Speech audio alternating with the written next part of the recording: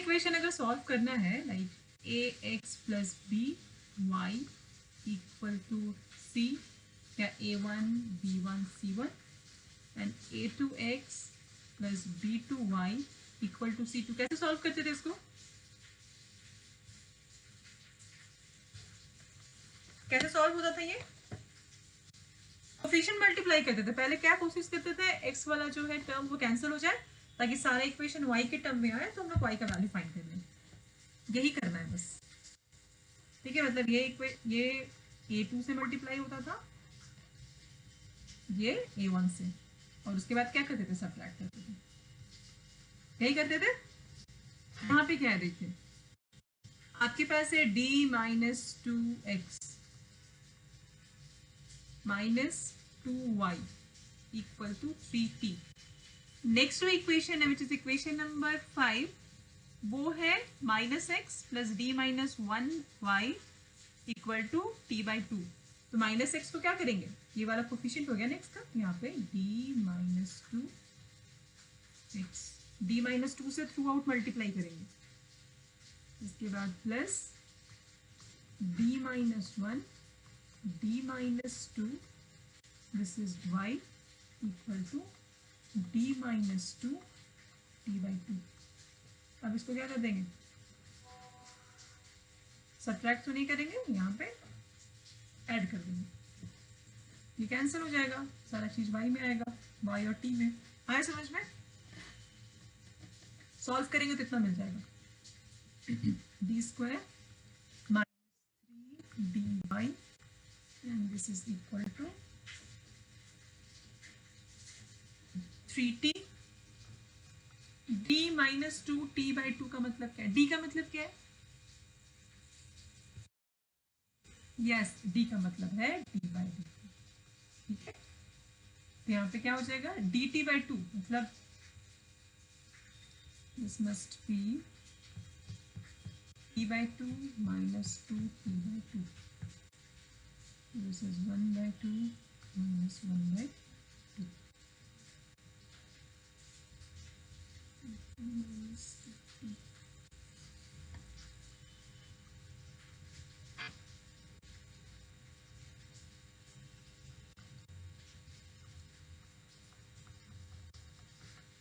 y के लिए solve करेंगे लीनियर इक्वेशन, या जो करना करिए, ठीक है। इसके बाद यहाँ तक समझ में कैसे हुआ? इस टाइप के इक्वेशन आप लोग इस टाइप के इक्वेशन सॉल्व नहीं किए डिफरेंशियल इक्वेशन में, हम इसलिए इसको छोड़ दिए थे। दो अगर डिफरेंशियल इक्वेशन है लीनियर तो कैसे सॉल्व करना है,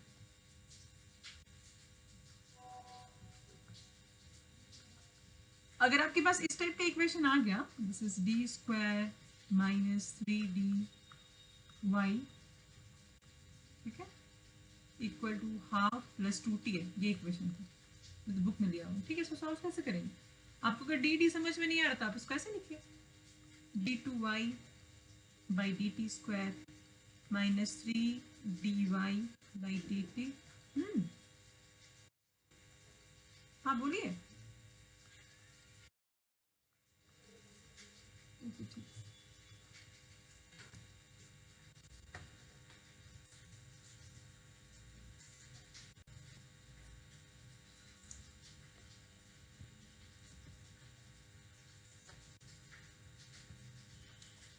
तो इस टाइप का क्वेश्चन आप लोग बनाए होंगे, ऑक्सिलरी इक्वेशन निकालते हैं, फिर क्या निकालते हैं, कॉम्प्लीमेंट्री फंक्शन, इसको सॉल्व कर देना है बस। मतलब इसका जो सॉल्यूशन होगा ये हो जाएगा,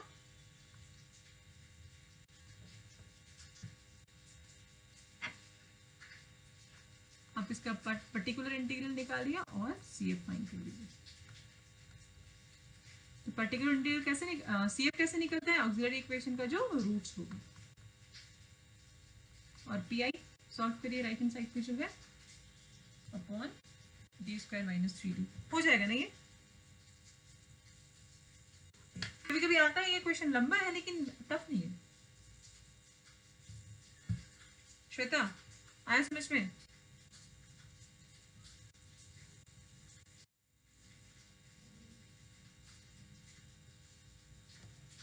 और किसी को कोई डाउट हाइड्रोडायनामिक्स में? अच्छा ठीक है, हाइड्रोडायनामिक्स के लिए बोलते हैं, सबके पास पीडीएफ एक बार देखिए तो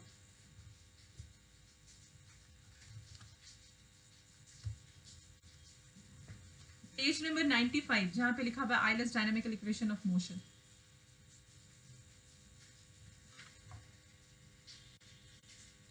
इसका पेज नंबर 97 में वेक्टर फॉर्म है, देखिए तो वो स्कैन हुआ है यानी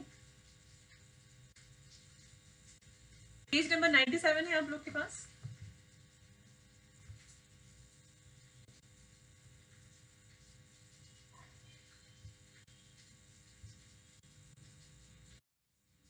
है ऑल्टरनेटिव फॉर्म में जो वेक्टर मेथड है, ठीक है, वो बहुत पहले, एक्चुअली मेरे पास तो बहुत पुरानी बुक है, मेरे बुक में मार्क किया हुआ है, ठीक है, 2002 में आया था। इजी है ये बहुत, ये करके देखिएगा, अगर नहीं होता है तो बताइएगा, ठीक है। ये आप लोग को होमवर्क है, वेक्टर मेथड। अगर एग्जाम में आ रहा है कि derive Euler equation of motion, ठीक है, डायनामिकल इक्वेशन ऑफ मोशन, तो फिर आप 3.1 करिए, मतलब या तो पेज नंबर 95 करिए या 97, फर्क नहीं पड़ता है क्योंकि वही इक्वेशन है। एक इक्वेशन वेक्टर फॉर्म में है और दूसरा कार्टेशियन सिस्टम है। आए समझ में क्या बोले?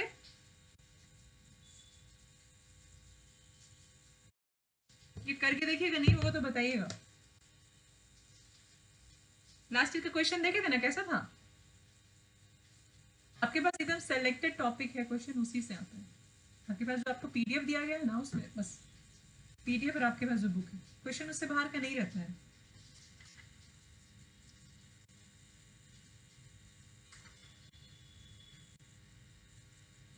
उसके बाद पेज नंबर 98 में Euler's equation of motion in cylindrical polar system and spherical polar system, ये दो चीज दिया हुआ है। u का वैल्यू दिया हुआ है k x square minus y square upon x square plus y square whole square and v equal to 2kxy upon x square plus y square whole square, ठीक है। You have to find equation of continuity. Find equation of continuity in two-dimensional incompressible steady flow.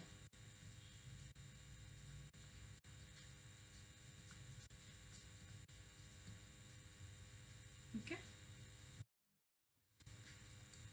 where u and v are velocity components.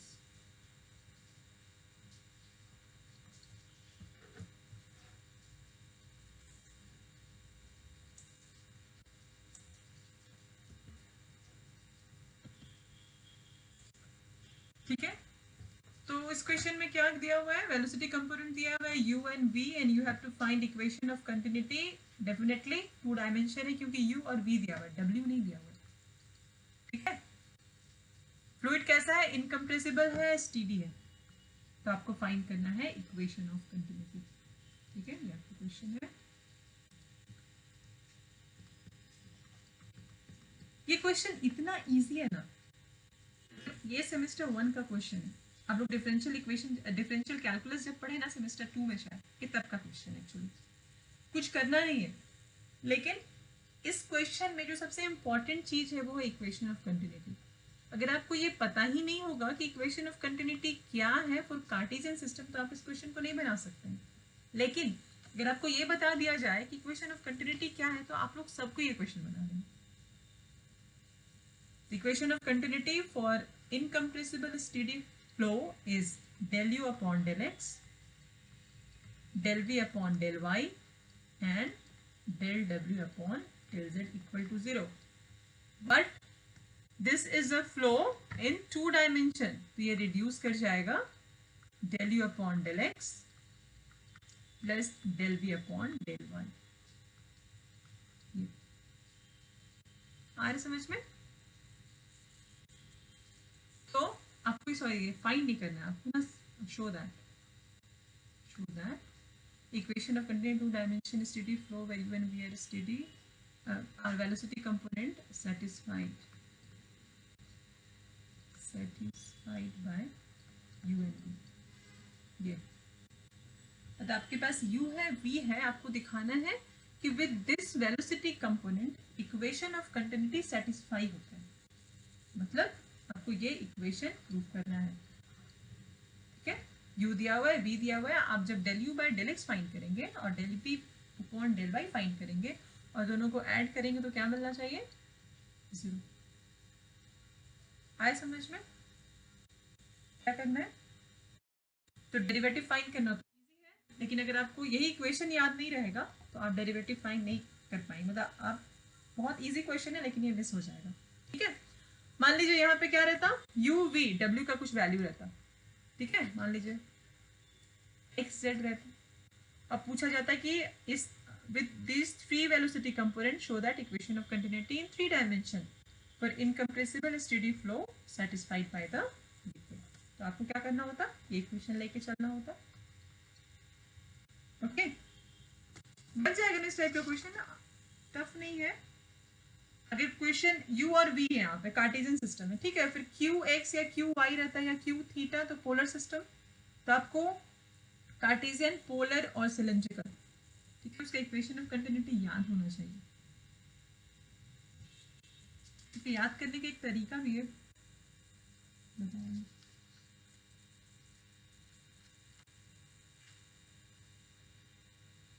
Exercise 2C page number 56 है, scan किया हुआ देखिए तो।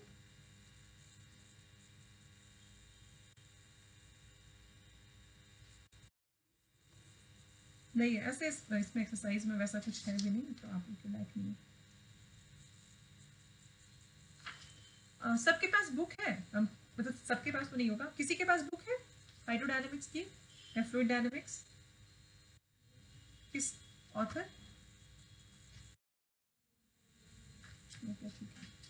ठीक है, तो एक्सरसाइज बनाइएगा कुछ कुछ, ये वर्कआउट एग्जाम्पल जो है, ठीक है, करके देखिएगा, नहीं होगा तो बताइएगा। तो ये याद रहेगा, एग्जाम्पल 6 एंड 7 पेज नंबर 48 49, और आयर इक्वेशन के लिए polar and cylindrical and vector form. अच्छा, पेज नंबर 43 देखिए लिखा हुआ है working rule of writing the equation of continuity. ये पढ़ के देखिएगा, समझ में आ जाएगा। ठीक है,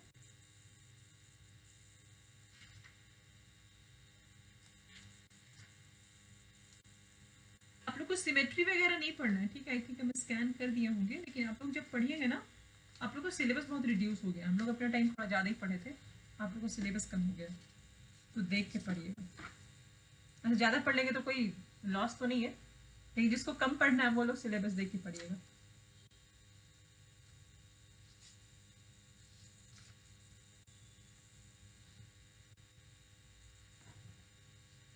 रूपा, आइलस इक्वेशन में क्या प्रॉब्लम है बताइए तो,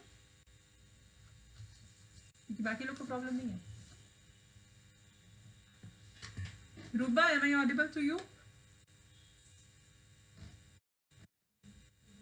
क्या प्रॉब्लम है आइलस इक्वेशन में बताइए।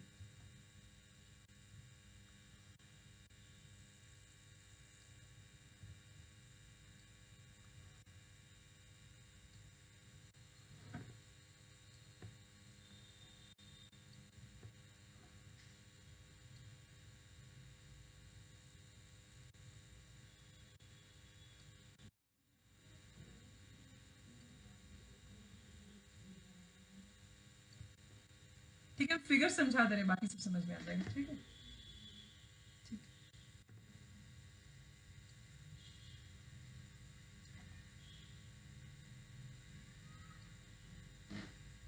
ये फिगर जब हम लोग कार्टेशियन सिस्टम कंसीडर किए थे, सेम इसी टाइप का फिगर बना था, याद है? लेकिन आइलस इक्वेशन जब हम डिराइव करेंगे और कार्टेशियन सिस्टम में जब हम इक्वेशन ऑफ कंटिन्यूटी डिराइव करते हैं, उसमें माइनर सा डिफरेंस है। वो डिफरेंस क्या है? This is x axis, y axis and this is z axis. जब इक्वेशन ऑफ कंटिन्यूटी डिराइव कर रहे थे ना, तो कॉर्नर पॉइंट पे पी पॉइंट लिए थे, जिस पॉइंट का कोऑर्डिनेट था एक्स वाई जेड। यहाँ पे क्या हो रहा है, हम एक मिडिल पॉइंट चूज कर रहे हैं एक्स एक्सिस में, ठीक है, parallel to x axis, this is P, and this P point has coordinate x, y, z। इस P point पे जो प्रेशर लग रहा है ना, स्मॉल पी। ठीक है, तो अब ये चेक करना है कि इस साइड से प्रेशर इस डायरेक्शन में होगा और इस साइड से प्रेशर इस डायरेक्शन में होगा। तो ये दोनों साइड जो है, अगर ये मेरा A B C D and this is A dash B dash C dash D dash, तो A B C D face में कितना टोटल फोर्स लगेगा और A dash B dash C dash D dash पे कितना फोर्स लगेगा। यहां पे अगर हम एक प्लेन बनाना चाहें जो पी से पास करेगा, इसी टाइप का एक प्लेन बनेगा इस टाइप से। ठीक है, यहाँ पे पी पॉइंट है, मतलब इट्स लाइक एक कट करेंगे। अगर आप इमेजिन करिए कि पी पॉइंट से हम एक कटिंग कर रहे हैं, तो कैसे एक रेक्टेंगुलर प्लेन आप पे दिखाई देगा, इमेजिन आप कर सकते हैं। ठीक है, तो क्या होगा, पी पॉइंट से जो प्लेन पास करेगा वो ए बी सी डी और A dash B dash C dash D dash के पैरेलल होगा। अब यहाँ पी पे जो हम, ठीक है, ये जो बना है ये रेड से, ठीक है, ये जो रेड बाउंड्री आपको दिख रहा है, जो प्लेन है, यहाँ पे फोर्स कितना लग रहा है, कोई बता सकते हैं? पी पॉइंट पे टोटल फोर्स कितना है?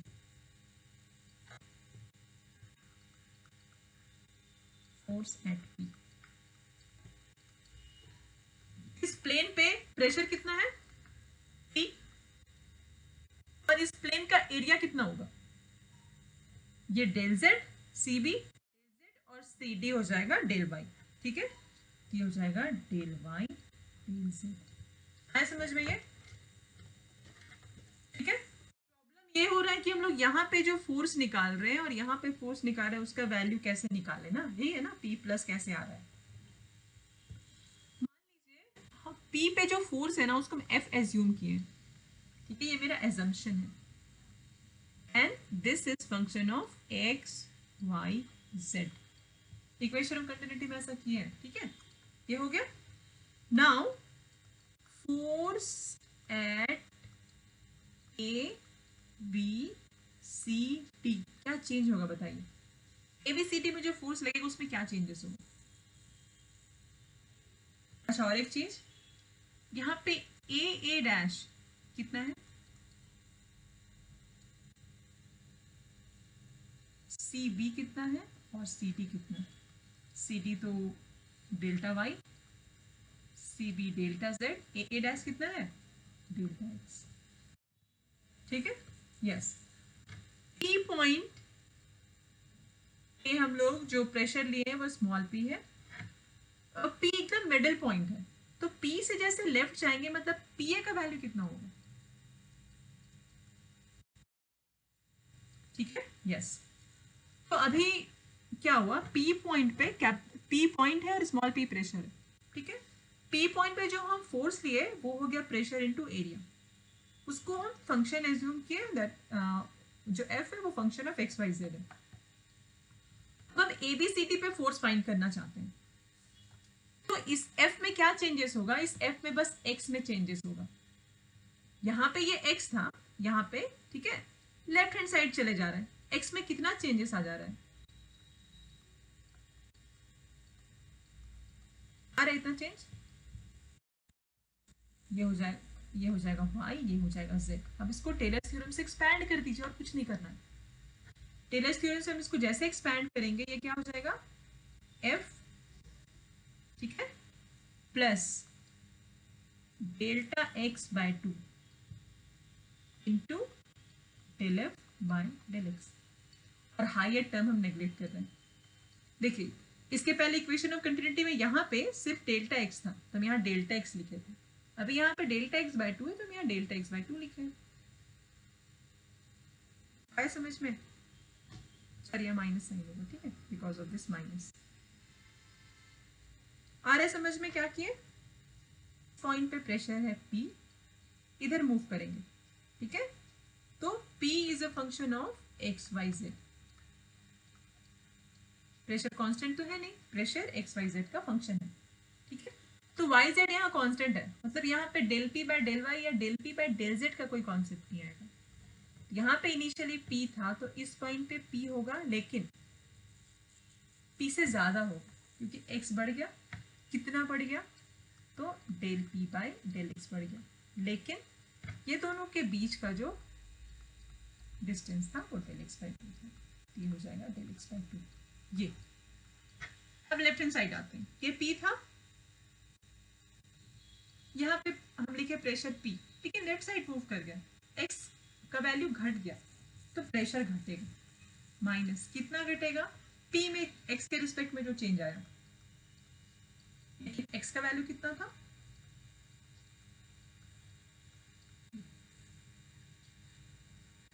ठीक है। यहाँ पे del P by del y का कॉन्सेप्ट है, del P by del Z का कॉन्सेप्ट नहीं आता। हाँ, अगर हम लोग ऐसे लेते, इधर जाते, इधर जेड है, यहाँ पर फिर del P upon del z आता है, लेकिन ये फाइनली डिराइव कैसे होता है, टेलर थ्योरम से।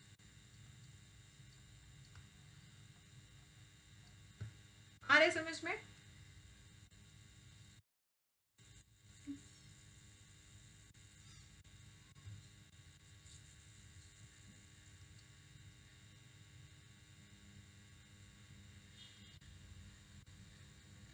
अच्छा, यहाँ पे फोर सेट एक्चुअली ठीक था, यहाँ पे four set a B C d, ये हो गया f x minus del x by 2 y z, और यहाँ पे हम लोग एरिया मल्टीप्लाई नहीं किए, ठीक है। यहाँ पे इसको हम डेल वाई डेल जेड लेंगे, बस पी को रिप्लेस किए एफ से, ठीक है। ये हो जाएगा डेल वाई डेल जेड, यहाँ पे हो जाएगा del y del z, del y del z, बस एफ को पी से रिप्लेस कर दीजिए, ठीक है। अब आई थिंक क्लियर होगा कि फिर से बता दे, बताइए। इसमें बस p को f से रिप्लेस करिए ताकि आपको टेलर्स थ्योरम समझ में आए कि उसको एक्सपैंड कैसे किया, और जहाँ पे फिर लास्टली f आएगा वहाँ पे उसको वापस p से रिप्लेस कर दीजिए। अगर इतना नहीं करना है तो उसको p ही रहने दीजिए, कोई फर्क नहीं पड़ता है। जहाँ पे p लिखा हुआ है उसको लिखिए p is function of x y z, बस, और कुछ नहीं करना, ठीक है। चलिए, और किसी को कोई doubt? Hydrodynamics, hydrodynamics stream line,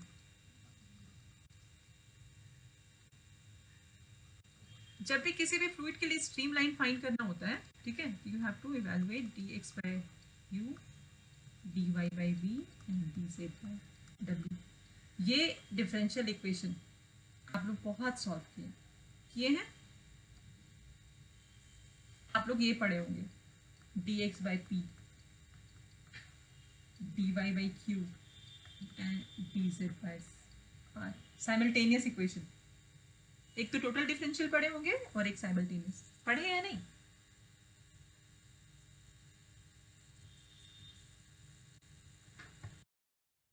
actually आता है, डेरिवेशन इसका होता है ना, इक्वेशन ऑफ स्ट्रीम लाइन जो है वो मिलता है इस इक्वेशन से, q into d r equal to 0। और जब इसको सॉल्व करते हैं तो आपको ये इक्वेशन मिलेगा। क्योंकि आपके सिलेबस में नहीं है तो बस आप लोग इतना याद रखिए कि स्ट्रीम लाइन के लिए, मतलब स्ट्रीम लाइन इवेल्युएट या स्ट्रीम लाइन फाइंड करने के लिए ये फॉर्मूला होता है। स्ट्रीम लाइन को लाइन ऑफ फ्लो भी बोलते हैं। जो क्वेश्चन प्रेरणा भेजी है, क्वेश्चन प्रेरणा, बस ये वैल्यू पुट कर देना, ये क्वेश्चन आप सॉल्व कर पाएंगे इजीली, कोई डिफिकल्टी नहीं है इसमें, ठीक है।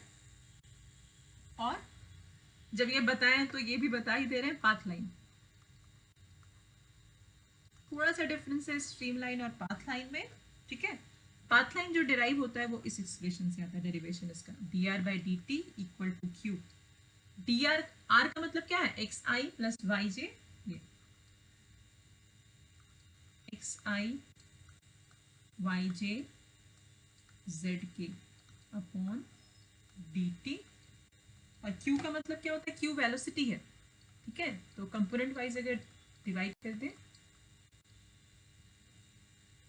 डब्ल्यू के, ये हो जाएगा D X upon D T I D Y by D T J and D Z by D T K, this is U I V J W K. तो जब पाथ लाइन होगा ना, आई कंपोनेंट आई के साथ, जे जे के साथ and के के साथ, तो रिक्वायर्ड पाथ लाइन जो होगा तो हो जाएगा u equal to d x d t, v equal to d y d t and w equal to dz/dt। ये दोनों इसलिए बता दिए क्योंकि ये आप लोग आराम से सॉल्व कर पाएंगे, बहुत इजी कैलकुलेशन है। अगर आप लोग को अगर पता ही नहीं रहेगा क्या सॉल्व करना है या कौन सा फॉर्मूला यूज करना है तो वो क्वेश्चन छूट जाएगा। ठीक है, पाथ लाइन क्या होता है, dx/u होता है, sorry stream line dx/u, path line u equal to dx/dt।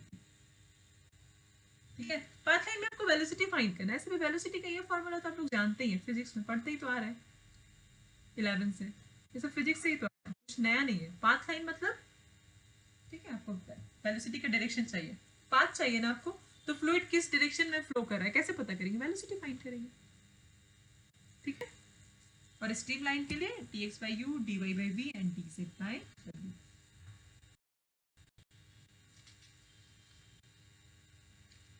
बच जाएगा क्वेश्चन। और क्वेश्चन, अच्छा स्ट्रीम लाइन का तो पेज नंबर 66 का है, देखिए तो स्कैन नहीं। चलिए क्वेश्चन हम लिख रहे हैं, आप लोग बनाइए। Find the stream line, find the stream line of a flow u equal to x, y x है ये, v equal to minus y. Stream line के लिए फॉर्मूला क्या है, dx/u, dy/v एंड dz/w। तो ये पार्ट तो है ही नहीं, उसको छोड़ दीजिए, आप बस ये दोनों को लीजिए और सॉल्व करिए। मतलब dx/x, dy/-y सॉल्व करेंगे तो कितना मिलेगा,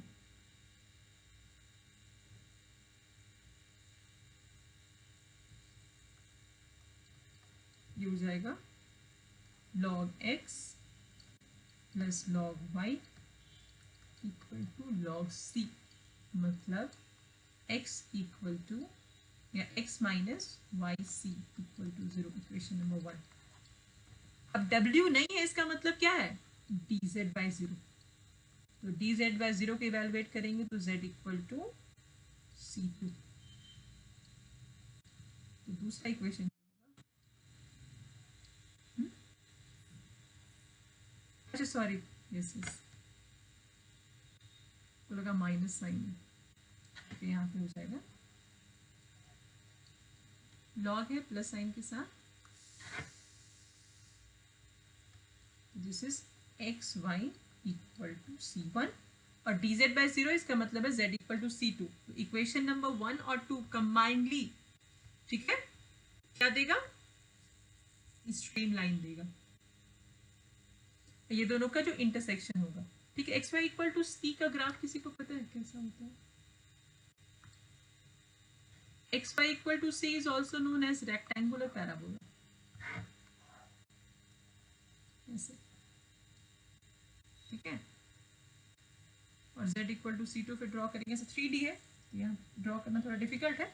तो एक्स वाई इक्वल टू सी और z इक्वल टू c2, ये दोनों का जो इंटरसेक्शन होगा ना, ये बताएगा, वो कहता है स्ट्रीम लाइंस। ठीक है, अरे समझ में। अब ऐसा रहता है कि आपको स्ट्रीम लाइन फाइंड करना होता और कोई पॉइंट दिया रहता, at x equal to 0, y equal to 1। तो ये आप क्या करते हैं, इसको सॉल्व करते और z का वैल्यू दिया रहता, z इक्वल टू 0 सपोज, तो c2 c1 का वैल्यू आता है एकदम, आपको डेफिनेट एक कर्व मिल जाता कोई विदाउट अ कांस्टेंट। तो इसलिए क्वेश्चन में थोड़ा चेंजेस होगा तो छोड़ मत दीजिएगा, क्वेश्चन थोड़ा सोचिएगा, एनालाइज करिए कि क्या पूछ रहे हैं आप, उसको बना पाएंगे या नहीं। और इस टाइप का अगर क्वेश्चन आता है, although this out of syllabus होगा क्वेश्चन, अगर आप